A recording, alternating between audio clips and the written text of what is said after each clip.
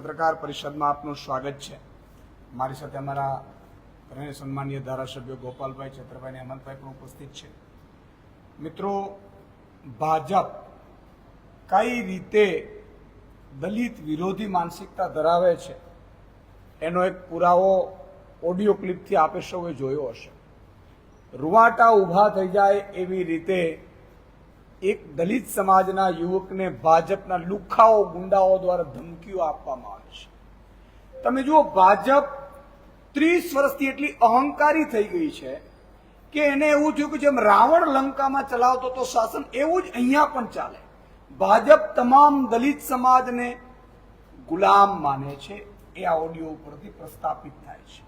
એટલું જ નહીં, આદિવાસી સમાજની વિરોધી માનસિકતા પણ ભાજપ ધરાવે છે। તમે જુઓ, આદિવાસી સમાજનું પણ વર્ષોથી શોષણ કર્યું છે।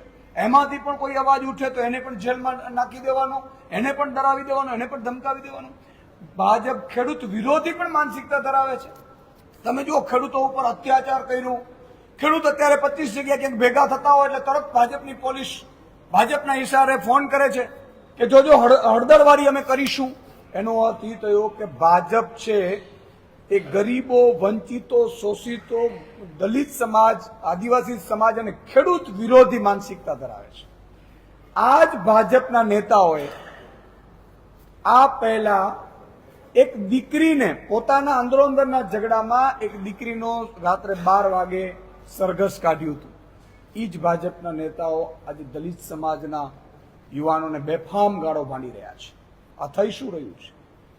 આવું તો અંગ્રેજોના શાસનમાં પણ નહોતું।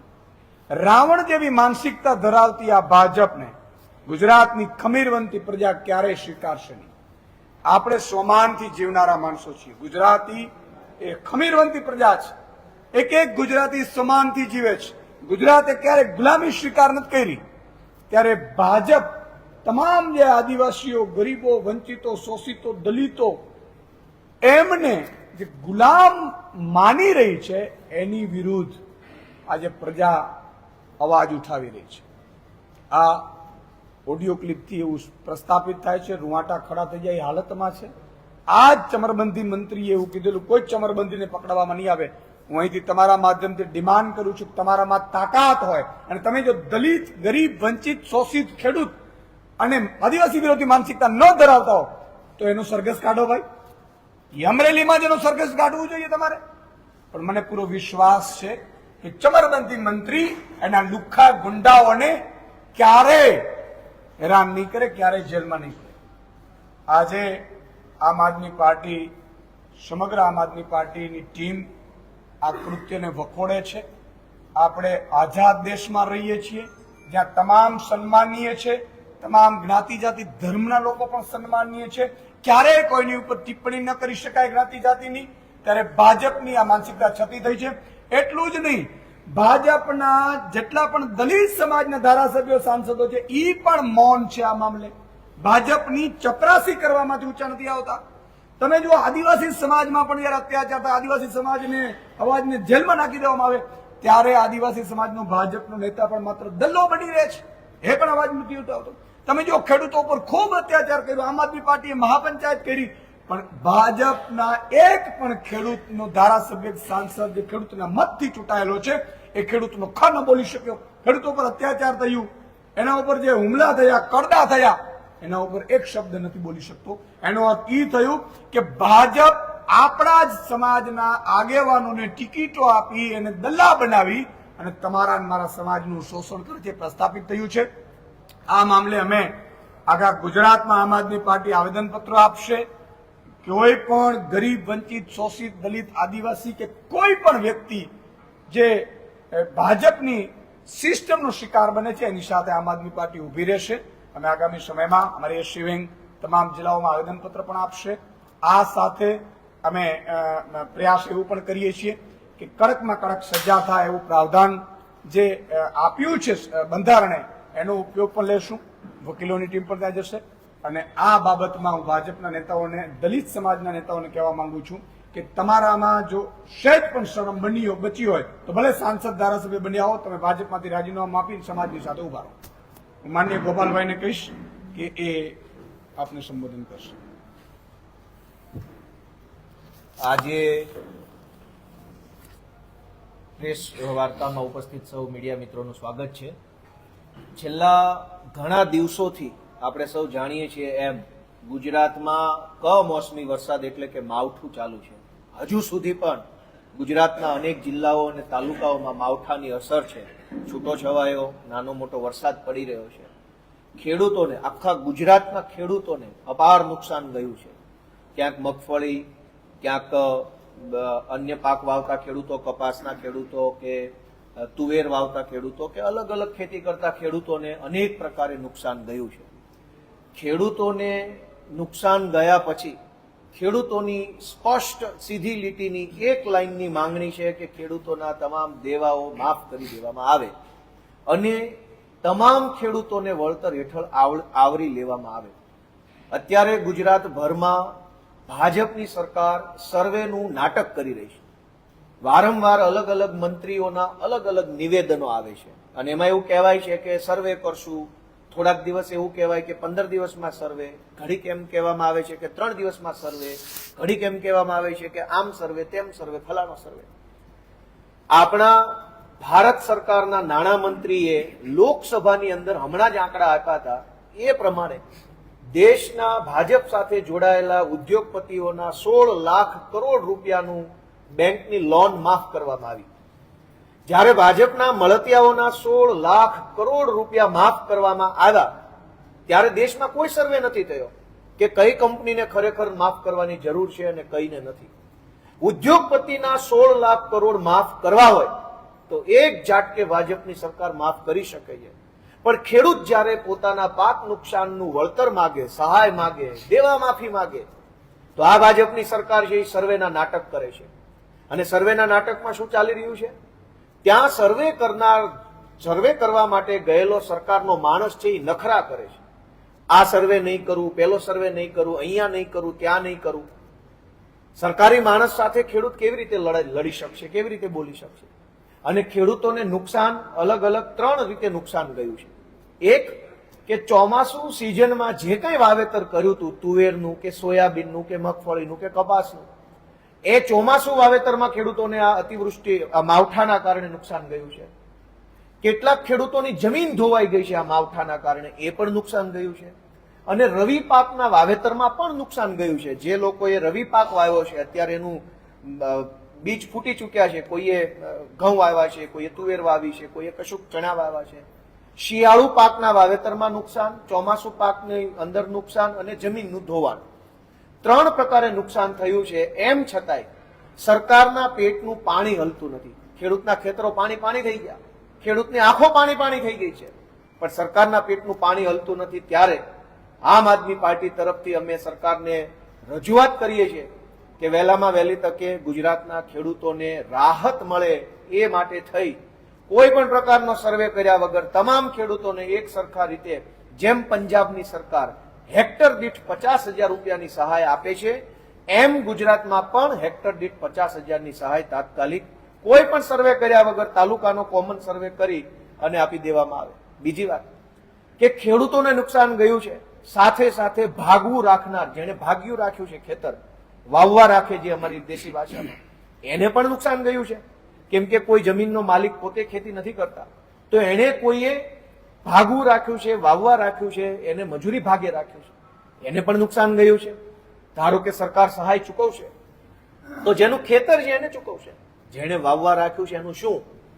ત્રીજી વાત કે ખેતી મજૂરી કરતા માણસની મજૂરી છીનવાઈ ગઈ છે. ખેતરની અંદર ઊભો પાક ખરાબ થઈ ગયો તો ગામડામાં ખેતી મજૂરી સિવાય બીજો કોઈ ઓપ્શન નથી. તો હવે પાક ખરાબ થઈ ગયો એટલે ખેતરે કામ રહ્યું નહીં, તો જે માણસ રોજ ઉઠીને 300-400ની મજૂરી કરવા જાય છે એની મજૂરી પણ છીનવાઈ ગઈ છે. તો ખેડૂત, ભાગવું રાખનાર અને ખેતી મજૂરી કરનાર ત્રણેય વર્ગને ખૂબ મોટું નુકસાન ગયું છે. આ ત્રણેય વર્ગનું નુકસાન આમ તો કોઈ રીતે ભરપાઈ કરી શકાય તેમ નથી, કેમ કે કુદરત રૂઠે એ નુકસાનની ભરપાઈ માણસથી ન થાય, પણ ફૂલ નહીં તો ફૂલની પાંખડી માનવીય સંવેદના દર્શાવીને આ ભાજપની સરકારે તાત્કાલિક રીતે ખેડૂતોને હેક્ટર દીઠ 50,000 રૂપિયાની સહાય, ખેતી મજૂરી કરતા લોકોને એમને આવનારા જેટલા દિવસોની મજૂરી છીનવાઈ ગઈ છે માવઠામાં એ મજૂરીની સહાય આપવી જોઈએ, ભાગવું રાખનારને એની સહાય આપવી જોઈએ, આવી અમારી સ્પષ્ટ રજૂઆત છે. આવનારા દિવસોમાં ગુજરાતની અંદર ખેડૂતોના દુઃખમાં ભાગ લેવા માટે, ખેડૂતોને આ દુઃખમાં સધિયારો આપવા માટે, એમને સંવેદનાઓ આપવા અને એનું દુઃખ નરી આંખે જાણવા માટે અમારા ઈશુદાનભાઈ અને હેમંતભાઈના નેતૃત્વમાં સૌરાષ્ટ્રના અલગ અલગ જિલ્લામાં ખેડૂતોને મળવા, ખેતરે જઈને એની દુઃખ દર્દ સમજવા માટે ઈશુદાનભાઈ અને હેમંતભાઈ સૌરાષ્ટ્ર જશે. હું ઉત્તર ગુજરાતના ખેડૂતોને મળવા માટે આવનારા 2 દિવસ સુધી જવાનો છું. ઘણા લાંબા સમયથી ઉત્તર ગુજરાતના ખેડૂતોની લાગણી હતી કે ગોપાલભાઈ ઇટાલિયા આવી અને અમને મળે.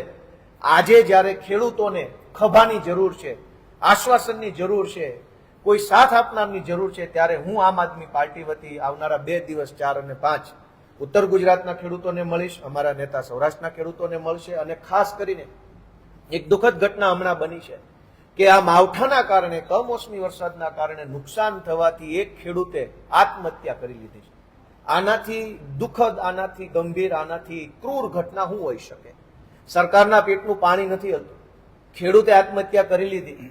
હવે એના પરિવારનું શું, એના બાળ બચ્ચાનું શું? હજુ તો ઘણા એવા ખેડૂત છે જે મરવા વાંકે જીવતા હશે. જો આ ભ્રષ્ટ ભાજપની સરકારનું આંખ નહીં ખુલે, સરકાર ગંભીર નહીં બને, તો અનેક ખેડૂતોએ પોતાનું જીવન ટૂંકાવવું પડે એવી પરિસ્થિતિ ગુજરાતમાં નિર્માણ થઈ છે. એટલે વહેલામાં વહેલી તકે ગુજરાતની ભાજપની સરકાર ખેડૂતો માટે તાત્કાલિક વળતર જાહેર કરી અને ચૂકવી આપવામાં આવે એવી અમારી આમ આદમી પાર્ટી તરફથી સ્પષ્ટ રજૂઆત છે. ગોપાલભાઈ, મંત્રીઓ પડ્યા છે, ખેડૂતોને પડી રહ્યા છે, આશ્વાસન કર્યા છે કે જે નુકસાન થયું છે તેમાં સરકાર તેમની સાથે ઊભી છે. આજે ભૂપેન્દ્ર પટેલ સરકારના એવા દાવા છે કે અમે સંવેદનશીલ છે. તો આ બાબતે કઈ રીતે જોઈ રહ્યા છો? મંત્રીઓ ગ્રાઉન્ડ ઉપર કામ કરી રહ્યા છે. ભાજપના તમામ મંત્રીઓ ખેતરે ફોટા પડાવવા ગયા હતા, એ આપણે બધાએ જોયું.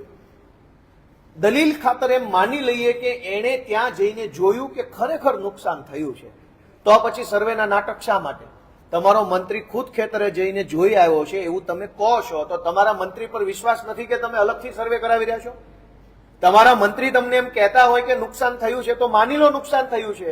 સીધા ખેડૂતોના બેંક એકાઉન્ટની અંદર હેક્ટર દીઠ 50,000 નાખવાનું ચાલુ કરી દો, અઠવાડિયામાં બધાના હાથમાં પૈસા આવી જાય. તમારા મંત્રી ખેતરે જાય છે, ફોટા પડાવે છે, પણ ખેતરમાં ખરેખર શું થયું છે એનો રિપોર્ટ કદાચ ગુજરાતની સરકાર સુધી નહીં પહોંચ્યો. એટલે જ આ સર્વેના નાટક નખરા ચાલુ છે. ગુજરાતભરના તમામ ખેડૂતો અત્યારે આંદોલન કરી રહ્યા છે. અલગ અલગ તાલુકાઓના મામલતદારો અને પ્રાંત અધિકારી સમક્ષ આવેદનો અપાઈ રહ્યા છે કે સર્વેના નાટક બંધ કરો અને તમામ ખેડૂતને સહાય ચૂકવો, અને માત્ર ચોમાસુ પાકની નહીં, શિયાળુ પાકની પણ સહાય ચૂકવવામાં આવે એવી રજૂઆત અત્યારે થઈ રહી છે. ડિજિટલ સર્વેનો પણ વિરોધ ચાલી રહ્યો છે. લોકો કહી રહ્યા છે કે આ પ્રકારના સર્વેના કારણે તેમને સહાય મળે. ખેડૂતને જ્યારે પૈસા આપવાની વાત આવે, વળતર ચૂકવવાની, સહાય આપવાની રાહત, ત્યારે સર્વેના નખરા થાય છે કે ખેતરે ખેતરે ગ્રામ સેવક સર્વે કરશે અથવા તો ડિજિટલ સર્વે થશે. ભાજપના મળતિયા ઉદ્યોગપતિઓના 16 લાખ કરોડ રૂપિયાના લેણા માફ કર્યા દેવા, ત્યારે કયો ડિજિટલ સર્વે કર્યો હતો? તમારા મળતિયાઓના અબજો રૂપિયા માફ કરવા હોય તો કોઈ સર્વે નહીં, ડિજિટલ સર્વે નહીં, ફિલ્ડ સર્વે નહીં, કશું જ નહીં. એક સહી કરી અને ભાજપની સરકાર અબજો રૂપિયા માફ કરી દેશે. ગામડાના ખેડૂતના 2 લાખ રૂપિયા માફ કરવાની વાત આવશે તો ભાજપની સરકાર નખરા કરે છે. ગ્રામ સેવક મોકલશે ને વીસી ને તલાટી મંત્રી, મામલતદારોના ચક્કર ખાધા કરો, ધક્કા ખાધા કરો. દોસ્તો, આ ખેડૂત વિરોધી માનસિકતા હોવાનું પ્રમાણપત્ર છે કે ઉદ્યોગપતિના દેણા માફ થઈ જાય છે 1 મિનિટમાં, અને ખેડૂતના 2 લાખ રૂપિયા માફ કરવા માટે થઈને સરકારની દાનત ખરાબ છે. એટલે આ ખેડૂત વિરોધી ભાજપનો અમે વિરોધ કરીએ છીએ અને આશા રાખીએ છીએ કે વહેલી તકે આ ખેડૂત ગળા ફાંસો ખાય એ પહેલા એના ખાતામાં સહાયના પૈસા પહોંચી જાય એવી અમારી લાગણી છે. ગોપાલભાઈ, મંત્રીમંડળમાં ફેરફાર થયા છે. જે હોમ મિનિસ્ટર હતા હર્ષ સંઘવી એ નાયબ મુખ્યમંત્રી બની ગયા છે, તો કંઈક એવું લાગે છે કે સરકાર ડેવલપમેન્ટ, વિકાસની તરફ જઈ રહી છે. ડેવલપમેન્ટ તરફ ગયા હોય તો આવતીકાલ સાંજ સુધીમાં બધા ખેડૂતોના ખાતામાં હેક્ટર દીઠ 50,000 નાખી દે તો હું આભાર માનવા જાય ચાલતા પગે. આ તો બધી એમની સંગીત ખુરશીની રમત છે. મંત્રીમંડળ બદલવું જનતા માટે નથી.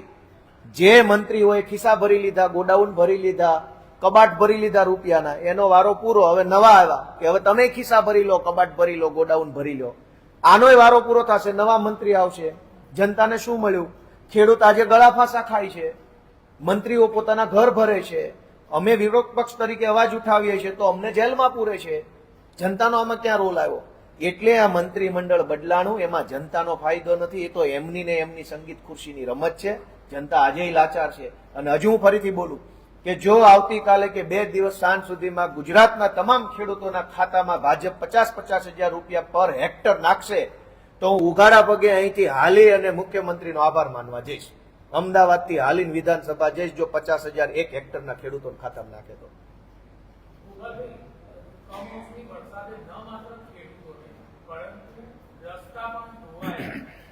ખાસ તો 3 મહિનાનું ચોમાસું હોય. 3 મહિનામાં આ વખતે જોઈએ તો અમદાવાદ રાજકોટ હાઈવે હોય કે પછી બગોદરા ભાવનગર હાઈવે હોય કે પછી અમદાવાદ શહેરના રોડ હોય, 3 થી 4 વખત રોડ રિપેરિંગ કર્યા છે અને કમોસમી વરસાદ બાદ ફરીથી આ જ રસ્તા રિપેર કરવા માટેની હાલમાં પરિસ્થિતિ દેખાઈ રહી છે.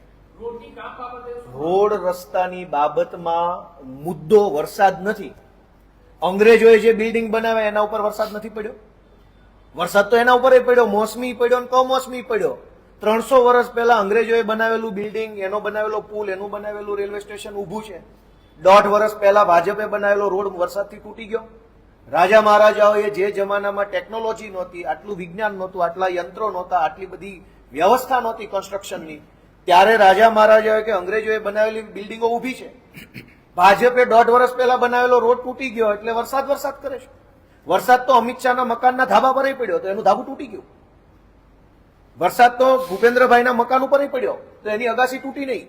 જનતાનો રોડ વરસાદ જેટલો રોડ ઉપર પડ્યો એટલો જ અમિત શાહની અગાસી પર પડ્યો, એટલો જ ભૂપેન્દ્ર પટેલની અગાસી પર પડ્યો, એટલો જ કોન્ટ્રાક્ટરની અગાસી પર પડ્યો અને એટલો જ અંગ્રેજોએ બનાવેલા બિલ્ડિંગ ઉપર પડ્યો.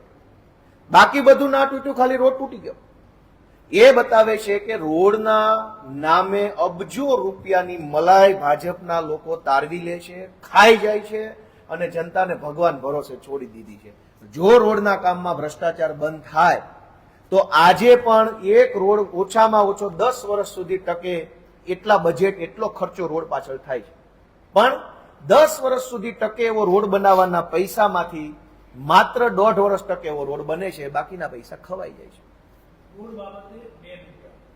એક કે રોડની જે વોરંટી પીરિયડ હતો તે શરૂઆતના તબક્કે 5 વર્ષનો હતો, જે કોર્પોરેશને ઘટાડી અને જે એની લાઈફ છે તે 3 વર્ષની કરી. એટલે કે આ ઘટાડવા પાછળનું કારણ એક તો કોન્ટ્રાક્ટરને ફરીથી બીજા રોડનું કામ મળે, બીજી વસ્તુ કે વારંવાર આ રિપેરિંગ કામ ચાલતું રહે, રોડની કામગીરી ચાલતી રહે. એ બાબત ગુજરાતની બહાર જઈએ તો બધી જગ્યાએ વરસાદ પડે છે પણ ધોવાય છે માત્ર ગુજરાતના રસ્તા. મેં કીધું ને કે વરસાદ તો અંગ્રેજોએ અને રાજા મહારાજાએ બનાવેલી વ્યવસ્થા પર પડ્યા છે. અમારા કાઠિયાવાડમાં અનેક પુલિયા મહારાજાના વખતમાં બન્યા છે. 100 વર્ષ જૂના પુલિયા છે, એ તો નથી તૂટતા. તો હમણાં 1.5 વર્ષ પહેલા બનેલો રોડ કેમ તૂટે છે? અને એમાં હજુ એક વસ્તુ સમજો કે આજથી 20 વર્ષ પહેલા ભાજપની જ સરકારમાં બનેલી કેટલી વસ્તુ હજુ નથી તૂટી. કેમ કે એ વખતની ભાજપમાં સરકાર નવી આવી તો ભ્રષ્ટાચાર આટલી હદે હજુ શીખ્યા નહીં હોય. આજથી 20 વર્ષ પહેલા કેટલીક પાણીની ટાંકીઓ બની, કેટલીક શાળાઓ બની, કેટલુંક પાણીના સંપ બન્યા, કેટલાક રોડ બન્યા, એ ટક્યા છે. હવે છેલ્લા 20-15 વર્ષથી જે કાંઈ નવું બને છે ભાજપના રાજમાં એ બધું ફટાફટ તૂટી જાય છે. શું કામ કે ઇન્ફ્રાસ્ટ્રક્ચરના કામોમાંથી અબજો રૂપિયા ખાઈ જાય છે અને જનતા છેલ્લે લાચાર બનીને જોયા કરે છે. એટલે આખી વસ્તુમાં વરસાદ કારણ નથી. વરસાદ તો રોડ ઉપર પડે છે એટલો જ અગાસી પર પડે છે. અગાસી નથી તૂટતી, રોડ તૂટે છે. એનો મતલબ સાફ છે કે અગાસી જે નિયતથી બનાવવામાં આવી એ નિયતથી રોડ નથી બન્યો. રોડ બનાવવામાં તમારી નિયત ખરાબ હતી, અગાસી બનાવવામાં નિયત સારી હતી. સારી નિયતથી બનાવો તો સારું બને છે, ખરાબ નિયતથી ખરાબ બને છે. ઓકે, લે એટલે હું કયા મુદ્દા પર હિન્દીમાં કહેવાનું છે? ખેડૂત. ચાલો ભાઈ, હિન્દીમાં હોય મૂકી દેજો.